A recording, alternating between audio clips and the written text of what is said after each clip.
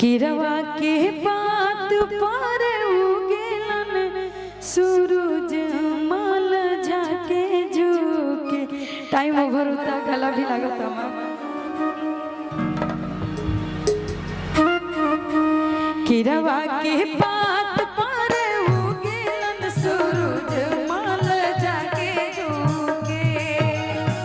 किरवा के बात पर उगेलन सूरज माल जाके झुके। करेलू छठ बरतिया से जाके झुके। करेलू छठ बरतिया से जाके झुके। हम तो से पूछी बरतिया बरतिया से केकरा लागे।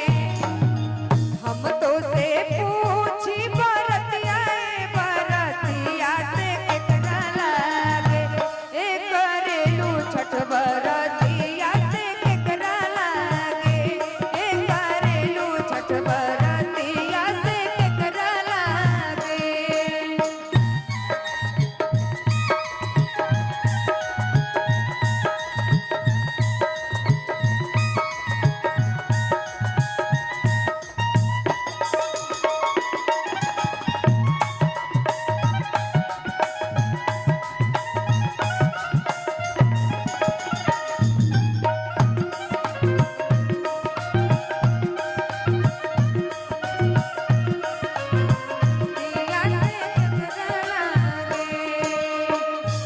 रोजे बेटा कवाना ऐसन बेटा से उनका लागे। हम रोजे बेटा कवाना ऐसन बेटा से उनका लागे। करेली छठ बरतिया से उनका लागे।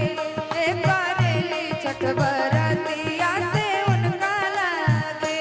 भैया गोपी गोपी बोलेली छठिया मैया सुनिए से बखलोगा। गोपी गोपी बोलेली छठिया मैया सुनिए से बखलोगा। मोरा घटिया दुभिया मकड़ी बसेरा ले ले। मकड़ी बसेरा ले ले। गोपी गोपी बोलेली छठिया मैया सुनिए से बखलोगे। सुनाए से बखलोगे।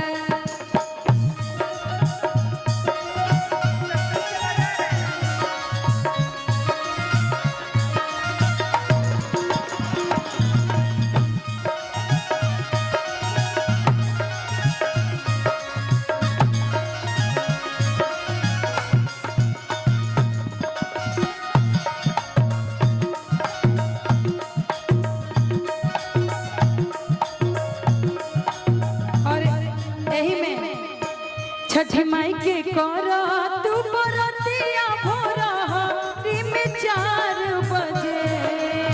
छठी माई के करा बरतिया भोरा में 4 बजे। छठी माई के करा तू बरतिया भोरा में 4 बजे। कि छठी माई के करा तू बरतिया भोरा में 4 बजे।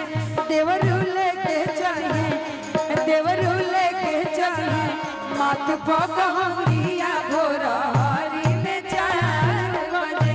देवरू ले चाहिए माथ पगहरिया भोरा में 4 बजे।